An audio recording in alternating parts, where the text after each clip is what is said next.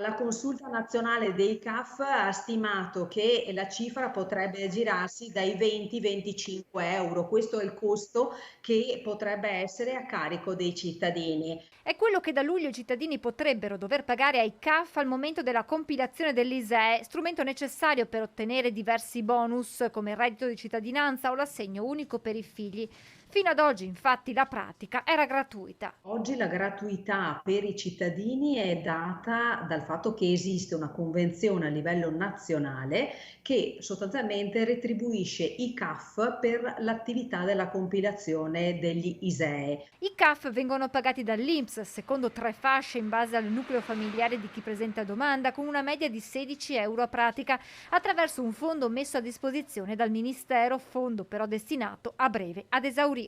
Oggi il Ministero ha previsto e si è basato sul numero di ISEE che sono stati compilati nel corso dell'anno 2021, però non ha tenuto conto evidentemente di un aumento crescente di ISEE che abbiamo già registrato a partire dai primi di gennaio 2022. Solo in provincia di Treviso, nelle 17 sedi del CAF CGL ad oggi sono stati compilati 26.000 ISEE a fronte dei 30.000 dell'intero 2021.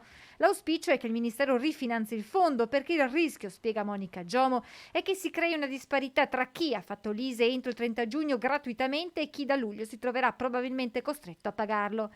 C'è poi da ricordare che per quanto riguarda l'assegno unico per i figli, chi è riuscito a presentare la domanda entro giugno potrà ricevere gli arretrati da marzo, che andranno invece persi per chi lo farà successivamente. Potremmo anche trovarci cittadini che prima hanno la gratuità e si prendono gli arretrati, chi arriva dopo deve pagare l'ISEE e in più anche perde gli arretrati per l'assegno unico.